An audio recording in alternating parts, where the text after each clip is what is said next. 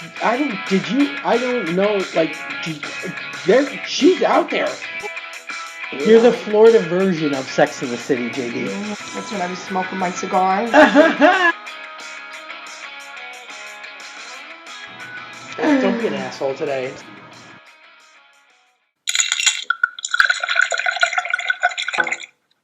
Hello. Hello. How are you today? How's everything in England? Everything is lovely. I know we got Rosie Wilby tonight. I think I freaked her out a little bit by telling her that it was a Zoom call and not a phone call. Oh. Just in case she needs a couple extra minutes, we'll just chat a bit and see if she makes it. And she doesn't break it. Oopsie, my bad. So what are you drinking today? What do you have in what's your favorite libation of the day? Cañero salted caramel rum. Wow, you got it. Yeah. Is it as good as it sounds? Yeah. Because it sounds pretty good.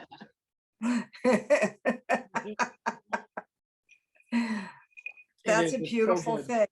Just on the rocks? Like a cookie. Yeah, just on the rocks. I was thinking about putting a dash of the peanut butter whiskey in there, but it's fine on its own. You know, it doesn't need any help. No, it's amazing. It is. It's like drinking a cookie. That sounds great. I have to look for that here. Yeah. Okay, so you remember last week I had the rock and roll mango tequila. Right. And this is compliments from my niece Joni. It's a mini bottle of rock and roll tequila, the silver platinum edition. Nice. So it's the same company, but this is a mini bottle. Okay. I'm drinking that today just on the rocks because it is just good on its own. That's good. Yeah. Oh, we're doing rocks tonight. Okay. All right. Okay. It's the Whiskey Rock Lounge for real tonight. For real. We actually have the ice for real. Right. I'm not doing the spears, the big ice balls. Mm-hmm. I was too busy to fight with it to get them out today. So they were giving you some trouble lately, right? They're not easy. They're not easy. And it's like, you know, when you try and run them underwater or whatever, it splatters everywhere. And I was just like, just not into it today. I got too much Olympics on. Too much Olympics. A lot of Olympics going on. So what's going on over there with the virus? Like what's happening? Are people wearing masks? Are you guys still in lockdowns in certain ways? No, we don't have any restrictions right now. We don't have a mask mandate. They're asking that you just be, there's Rosie. Okay, good. That you just be responsible, you know, wear your mask when you're indoors, that kind of thing. I mean, we're doing really good with vaccinations. Yeah. Like 70% of adults have had at least their first shot. And I think it's something like, I don't even know, like I forgot what it said, 40 something percent have both doses, and in a couple of weeks they're rolling it out to the younger kids. So I mean we're doing really, really good with that. And I know that our cases are high, but I think there's a big plane going over. That sounded like it was landing in the backyard. But I think like the thing is that our hospitalizations are not that bad, and deaths are typically the unvaccinated. Well, that's really good to hear, because you know what I'm hearing a lot here is the breakthrough cases, but people aren't getting very sick with it, like you said. It's going to happen. But I've seen enough doctors say people are back being gross again and being disgusting. Yeah. Licking and sneezing, so anyway, I just was wondering what was happening on your end. I think we're coming around. I mean, everybody's just being cautious, All right, I'm going to let Rosie in. All right, here she comes. She went. There we go. She looks a little different from. Hi. Hey, look, you have a whole setup. You have tech people and everything. Oh, Yeah. that's my girlfriend kind of just, well, because I thought it was just audio. So I know, I just told that to JD. She may need a minute or two. yeah. Sorry about that. That's okay. That's totally Yeah, fine. it's quite useful to know these things. I'm bringing, you haven't met JD. This is my friend JD. She Hello, is nice to meet you. Nice to meet you. singer, performer extraordinaire in South Florida. So she is where I used to live. And I am here. Could you pass me a copy of the book? I've been listening to your YouTubes, Rosie, today. Oh, good. Your Excellent. YouTube channel. Yeah. Very funny stuff. Very funny Oh, stuff. well, thank you. I think, Rosie, I think you were one of the first people that I ventured out to see at a live show when I first got here. Oh, really? Yeah. Oh my yeah. God. Thank you. Yeah. But Wow. we've done Years ago now, hey? a year, 10 years now. Can't get that to stay up.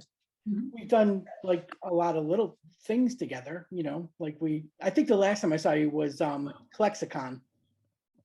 Oh, yeah, that was the podcasting panel. That was fun. Yeah. And I mean, that's kind of interesting that obviously we spoke there and met there because obviously this book is based on my podcast. So yeah. So there's a nice link there, and you're obviously involved in podcasting as well. So yeah. It's a great book.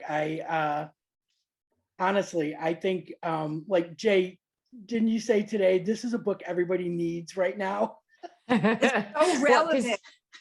It's very because relevant. everyone's broken up. Yes, I know a lot of people personally that can benefit from that. So yeah. You probably got a little bit of a boost from the COVID thing. Like everybody in lockdown ended up breaking up, going, I'm going to get that book. Oh, yay. Well done. Yay, COVID. But you have to bring JD up to speed, but did you write the book first and then do a podcast?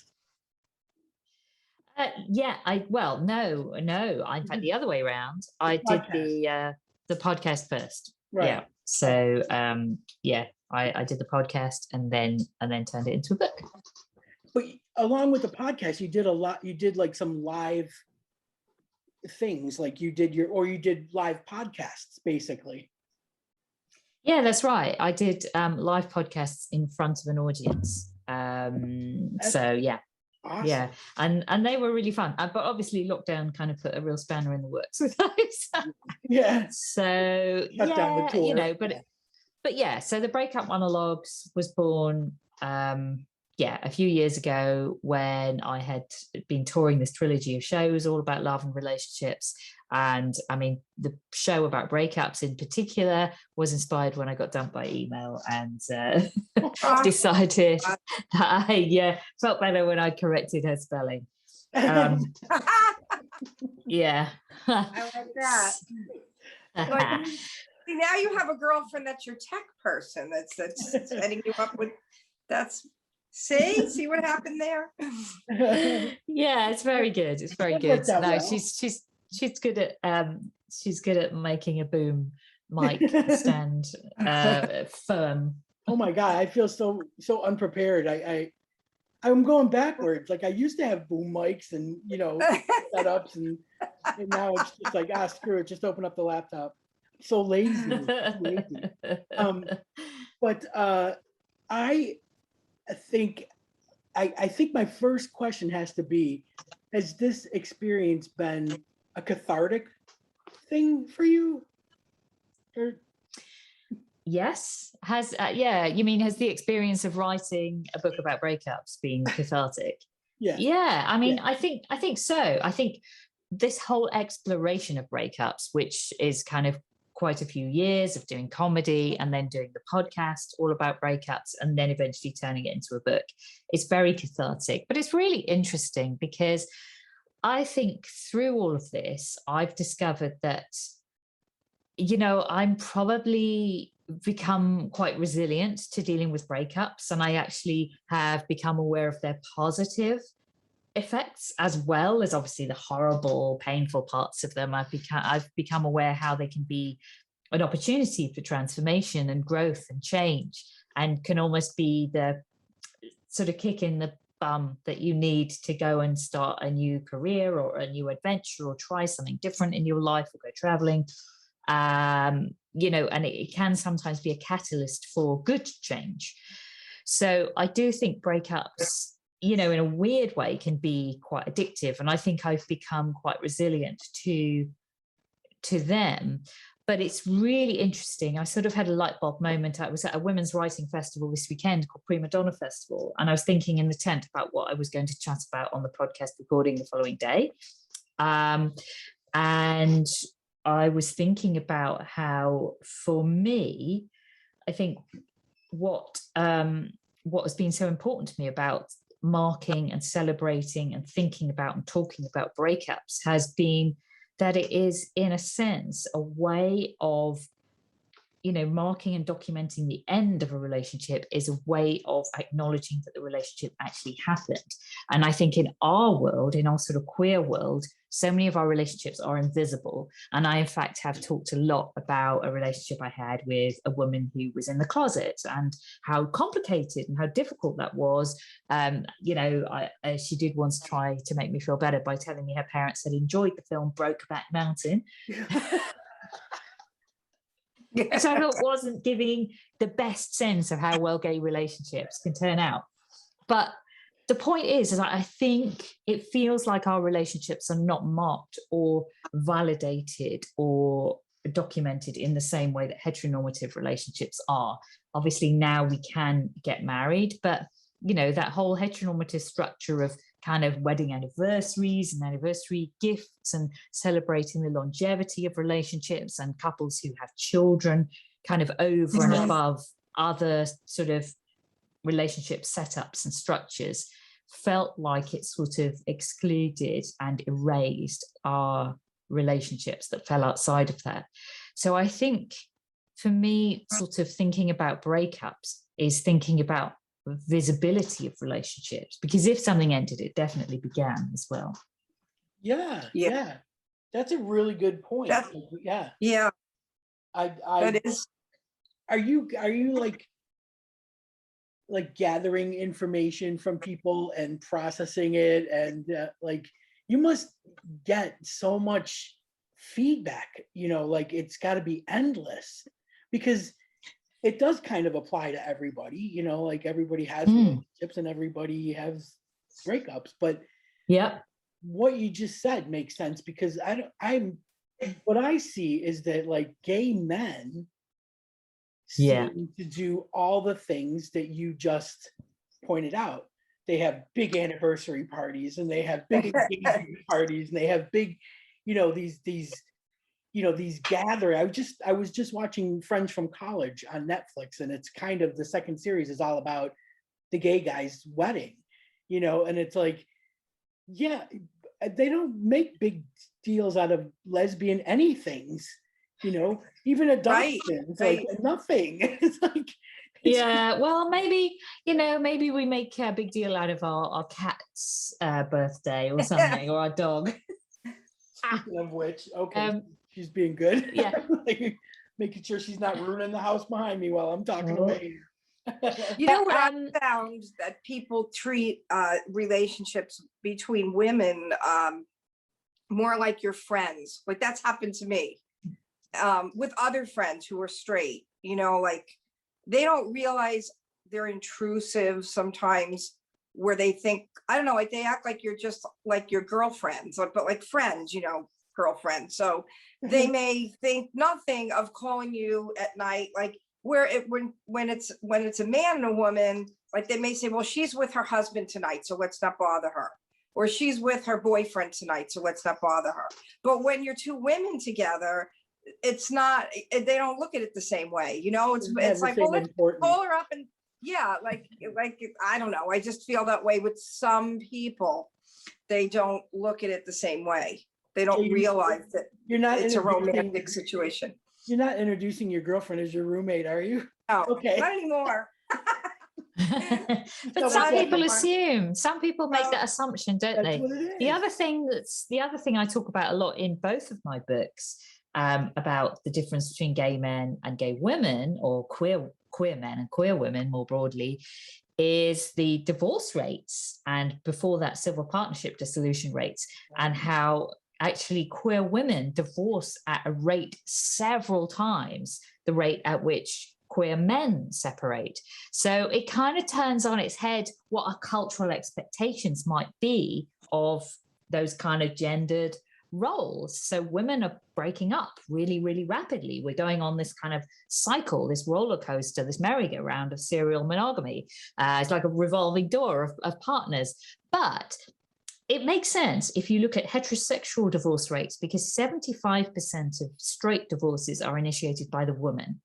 So, women are initiating divorces, separations. And that might be to do with the fact that women are, typically known as sort of better communicators. So if maybe something's wrong in a relationship, they're not happy, they are going to say, look, this is not happening. Whereas, sometimes, certainly in sort of bygone eras, men would feel, oh, well, I'll just stay in my marriage, but maybe have an affair as well. And sort of historically, our society sort of allowed men that kind of freedom to do that. Mm-hmm. So I think, things are kind of different now, and women, have more independence, money, careers. And so, we're not as kind of reliant on being married, being in a relationship, being a parent, in the same way that women were kind of decades ago. So, one of the biggest increases in divorce rates is among women of a certain age, women sort of around menopause age, who've maybe had children and then seen them off into the world. And then they're thinking, well, what now? And some of those women who've previously been in heterosexual marriages are thinking, oh, I might become a late blooming lesbian. Or they might go off and travel, or they might try that career they've always wanted. Yeah, it's right. True. I do think that women figure out their self-worth a little bit later. And when it dawns on them, like it's a whole, it's like somebody opened up the coloring book and started using really bright colors, after using black. So I think that that's a huge, huge thing. And it's got to be so interesting, though, all the things that you're finding out and the information that you're compiling, and it's amazing. Like I was telling Jay, like the book is so successful over here, and now we don't want to be remiss in saying that it's out in the US now. And it's out in the US now. I should hold it up for the people who are going to be watching this on the video. It's got this really nice bright colored cover with the sort of orange and pink. Was your podcast about breakups, or did it just turn into that for the book? No, the podcast has always been called The Breakup Monologues, the same title as the book. Okay. So I've tried to, for once in my life, be consistent with my branding. I've always been told off before that I've always had so many different ideas and so many different show titles and books and podcasts and all articles and, all these different titles for my comedy shows and stuff. And people couldn't always get a handle on what my kind of brand was. Whereas for the past few years, the Breakup Monologues has really been my brand. So much so that my Instagram handle is actually at Breakup Monologues. Well, that's so really this work. And I do call it work, it's fun as well, because I'm doing it through the lens of comedy, but it's been quite serious work to put this book together and weave in real science and psychology and interviews with academics and experts about the lexicon of breakups, all these weird new terms that we have, as well as the kind of maybe the future of breakups and how polyamory changes the conversation about breakups and how drugs might intervene in our, so there's all kinds of different questions asked, as well as sort of looking at my own kind of personal story of trying to stay in a relationship.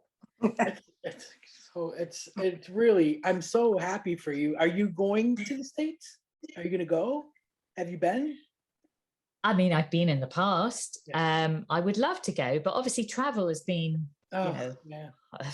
a bit tricky. Yeah. I mean, in fact, during the pandemic, my girlfriend and I, we had planned a trip to New York. It took forever to get our money back. God. Oh, yeah, I know. Yeah. Yeah. I had 4 trips get Um, canceled. you Yeah. know, and I love New York. I was there. I mean, it's like 2013 now. It's quite a while ago. And I did some performances of my show, The Science of Sex, which was the first part of the trilogy that ended with a show about breakups. So The Science of Sex was like a spoofy, kind of subversive sex ed lecture. So, you know, the kind of lesson you always wish you'd had about sexuality and sex at school. And so I did that at a couple of performances of that at a queer arts festival called Fresh Fruit Festival in New York, a little theatre called the Wild Project on the Lower East Side. And so that was really... You know, in your terms. Yeah. So that was really fun. And yeah, so that I would love to go back. But yeah, like I say, travel has been a bit weird. I also did I did a little show. I had a show about feminism stuff that I did at a kind of radical bookshop called the Blue Stockings Bookshop. Yeah. I've heard of that. Yeah. Yes. Yeah. I played there years ago. Oh, In the did you village. really? Yeah, years ago in New York City. My cousin used to go there all the time. She lived in the city, and she's like, "You have to play here." And I didn't know it was there. It was still there. Is it still there? Oh, I think so. I looked at their website the other day, in fact, and dropped them a message to say they should stock the book. Yeah. Oh, I'm so glad to hear that, because it was so many years ago. That's great. Yeah, that's a cool, I got a load of really interesting books while I was there. I bought some really interesting stuff like Esther Perel and some really interesting books about relationships.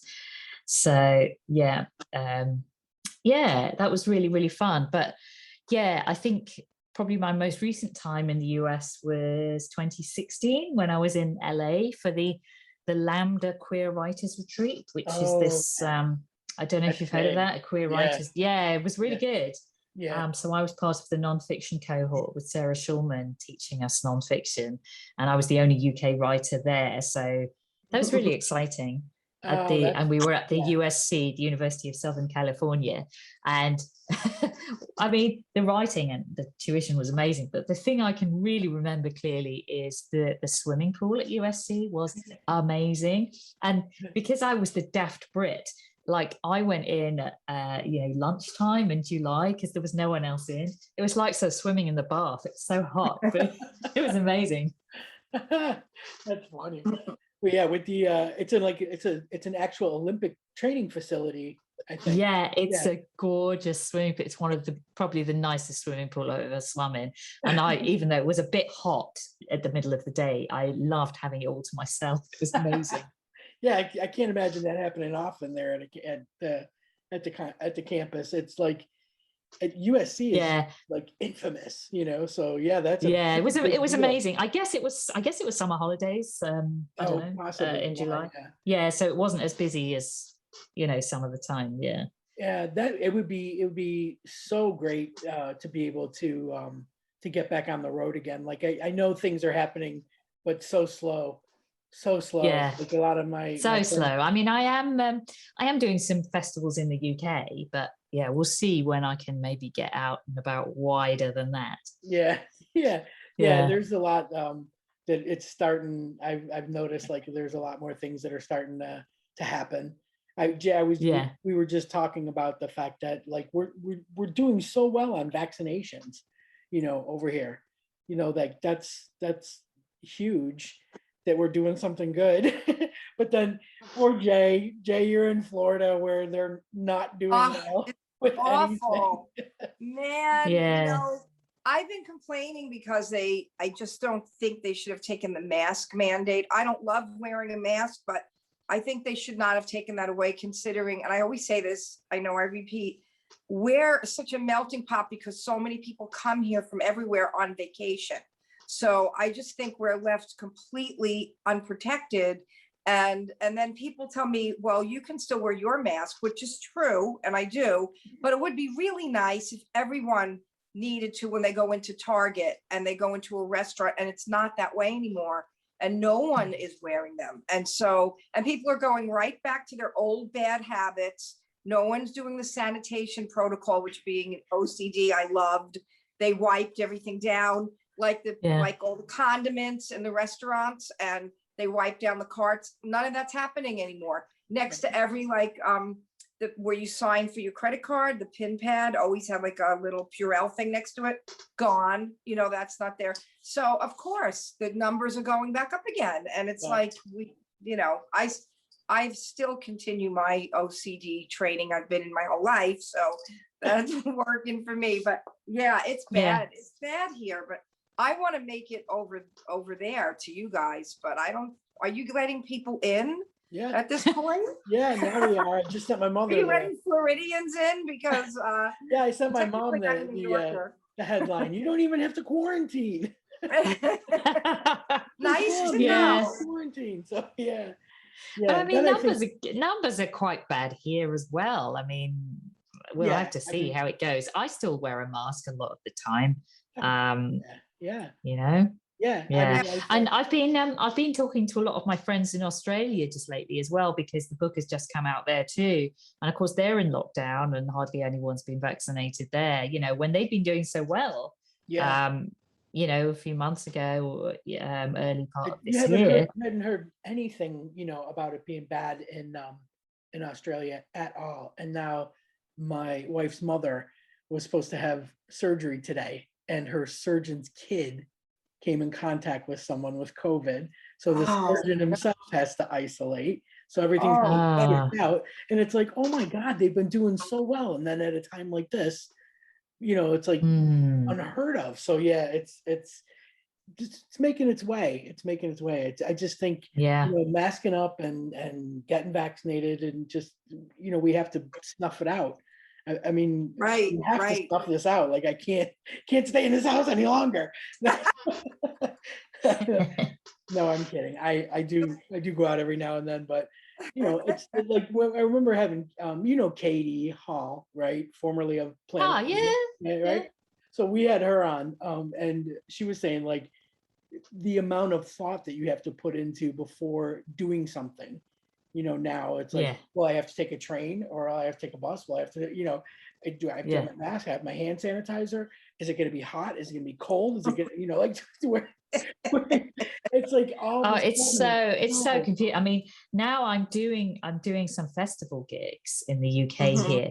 All the protocols of when you have to test, and you have to take a photo of yourself with your test result and the screenshot of the NHS text message saying that you have a negative test result, and kind of do all of these things. And it's good that they're getting everyone to do that. But yeah, the admin of it all is so heavy going. It's just incredible. And I keep thinking, like, my biggest worry when this first happened was that we were going to run out of TV. Like, nobody was so we were doing. That's what you're worried about, not food. Not food. That's toilet paper. No, it wasn't even a concern. It was that we were going to run out of television shows, because all we were doing was sitting there watching TV. And I'm like, what if we get through Netflix and then they're not making anything anymore? Like, I mean, if you think about it, they have been doing these wicked, ridiculously hard protocols, like, to film stuff and keep everything current, and getting everybody back on schedule. So if you have to do it for a festival, you just have to do it for a festival. Oh yeah, absolutely. You have to do it for everything. I tell you what, one thing I was watching that suddenly stopped mid-season, because they obviously had to stop filming, was I don't know if you watch Billions, but the most recent season of that, it suddenly stops. Yeah. A few shows I was watching that happen. I was like, whoa. Just randomly just stop, like 3 episodes in, and then you can't find any more. Yeah, it is. It's like, and in the last one, there's like a couple of kind of topical references to COVID, and it's like, they've stopped. Yeah, I feel like now everything I watch, everybody's wearing a mask in the show. And I was like, well, that's being safe too. But yeah, it's Yeah, just a yeah. constant reminder that you should. So I guess it's okay. But these times are just ridiculous. You know, like I was saying, that if you're a live performer, and Jay, you can attest to this, that Mhm. you know, you basically did nothing, you know, for 10 months. Oh, yeah. Like absolutely Even nothing. now, Yeah. Yeah. it's tough now too, because like even, you know, the places that are starting up again, they have all of these bands that were booked before COVID. So they're actually honoring, which is nice. They're the people that got cut before. So I'm looking at probably not playing till next year, till like the beginning of next year, unless it's a small place. Like I just played a little burger place, which is kind of music oriented. The decor and everything is music. So it's cool. It's called the Blues Burgers instead of like the Blues Brothers. It's got that vibe of the Blues Brothers. Oh yeah, yeah. And but you know, I was concerned because it's a small place and there were quite a few people in there. And then you think about the virus again. And, you know, so I was happy I at least am one vaccine in. I'll have my other vaccine in 2 weeks from now. But yeah, it was just concerning that it was a small place, but it was so much fun to get out and play again. Judy was there, my duo partner, in front of people, and I had friends in town, so it was fun. It was fun. It was really it's nice to play in front of people. Like Rosie, you probably feel that way too, right? Like I don't have you done any Zoom shows, because it's when you do a Zoom show from home, it's different because you don't have the audience right in front of you, so it's a little hard to play without someone to play off of. But it was fun to get back out there for whatever it was. Yeah, the hardest thing I think was people sitting in their living rooms that are used to feeding off of an audience and just doing it for likes. Yeah. Oh, it's so weird. Yeah, I mean, doing comedy that way is very strange, of course. Sure. And what I found was particularly when, you know, people were like turning their, I mean, if people turn their microphones off, then obviously you've got complete silence, but it kind of, at least you know where you are. Whereas if people turn their microphones on, they're doing all kinds of other really noisy things, like eating their dinner or doing the washing up. And it's like, what the hell is all that noise? It's amazing how noisy it is. I honest to God never even thought about that. That's worse than being in a theater and someone opening candy just with the wrap. Oh, it really is. It really is. And people think because they're at home, they kind of don't realize, you know, they just think they can do anything. You know, go to the toilet, God knows. Never even thought about that. That is so funny. I mean, I think like if, especially because like some people were, you know, had virtual tip jars, or, you know, having to buy an e-ticket or something like that. So if I paid money for something, I'm going to sit there like this and watch it. You know, I'm not really going to get up and do anything. But yeah, I guess other people think differently. I just that's yeah, I know it's really weird, but there we are. But yeah, I'm glad to be recording live podcasts back in the world, here in London and around the UK a little bit at festivals and stuff. So I'm glad to be doing that because it is nice.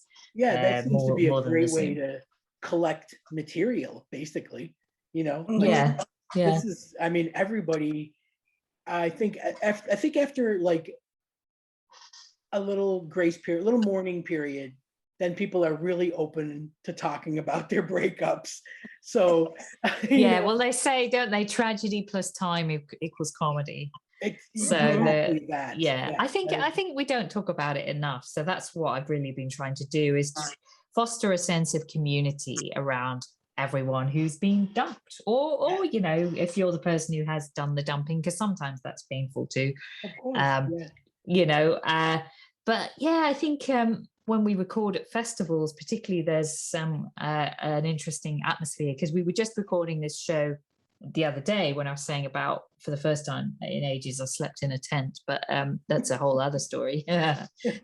Although my tip about camping is always share an airbed with someone heavier than you, because they'll sort of squish all the air into your side and you're really comfy. Brilliant. But yeah, we were at this festival and we were recording the Breakup Monologues in the chapel on this festival site. And so this beautiful little chapel that was a real, proper chapel. And it was quite interesting. We're talking about breakups and divorce. And, my two guests had both been married and had got divorced. And so I thought there was something kind of subversive about that. That we're talking about people breaking their vows. Yeah, exactly. Wow. Yeah. One of the things I wondered too was when you first started this and you were, obviously, like you said, you were broken up with over an email, and you first started it, did your ex get in contact with you and be like, why are you talking about this? No, Okay. it's we're not really in contact, but when we were still together, I had started writing about the relationship, and so she knew that it was stuff that material that I was going to be using. But I certainly always tried to be respectful in the way that I talk about people, and all the people that are referenced in the book or given fake names that appear in my story or are quoted in my story. Everyone was contacted to say that they were in it, and anyone who said, I need to see it before it gets published, did see the relevant bits, and everyone who'd asked for that approved it. But yeah, I mean, it is a tricky thing when you're writing about people. It's tough to navigate. Yeah, it really is. Yeah. And, you do risk upsetting people, but I hope that in general, my comedy and my writing has always sort of tried to be self-deprecating and make me the sort of, the fall guy and the idiot and stuff. I tried to take an even-handed approach, and even with my ex, who did break up with me by email, who I've spoken about in a solo show that I did, and a bit in my first book, only a small amount in this new book, to be really honest. I think there's an awareness of my part in the relationship and the breakup, and I think you have to have that. Certainly after some time, you have to have some kind of awareness that it takes to to make or break a relationship. Exactly. Yeah, for sure. I honestly, I'm over the moon thrilled for how well everything is going, and I don't know when I will get to a festival or MC a festival or any of that stuff, but I do look forward to seeing some live stuff and coming out and supporting what you got going on. And if we can get JD over here to London, I'll drag her along with me. Absolutely. Or, JD, if I do get over there anytime, hope to see you. Oh, sure. We should do something together. Yeah, she's fun. Yeah. I'll open for you, or you open for me, or something like that. We'll find it. Yeah, we'll do something. I'll see the breakup if you think songs. California was hot, wait till you get to Florida. Yeah, but I mean, obviously, I'd love people to check out the book, the Breakup Monologues. Check out the book. Yeah. Do they go to your website, Rosie, or is there a place like they just look it up on Amazon or? Yeah, probably the best place in either the UK or the US is Amazon, where you can get it in hardback or Kindle, or the audiobook narrated by me. Or I think in the US there may be a paperback available as well. I'm pretty sure there is. I think it's like in the UK, like the paperback is still quite expensive because it's just an export paperback for international sales. Whereas we're going to release the paperback properly in the UK next year. It's the weird way publishers stagger things. Yeah. So you can get it in those different formats, but definitely if people like listening to stuff, then I did narrate the audiobook, so that's worth knowing. But yeah, or if you don't want to go to Amazon, I know not everybody does, you can go to, there's a site called bookshop.org, where they support all the independent bookshops, and it's on there, or bookshops here like Waterstones and so on. All those branches will have it, or in the US like Barnes and Noble. So yeah, there's loads of kind of options, and quite a few queer bookshops as well do have it in stock. Support these little indie queer bookshops. And also, really quick before we wrap up here, where can they find where you're going to be next? Like in person, live?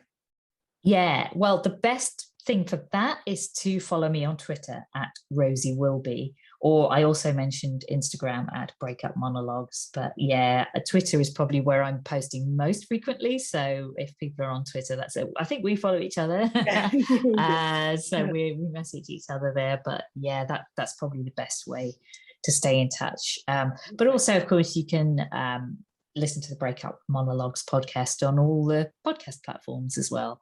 And we do tend to announce forthcoming live shows in the episode blurbs of those.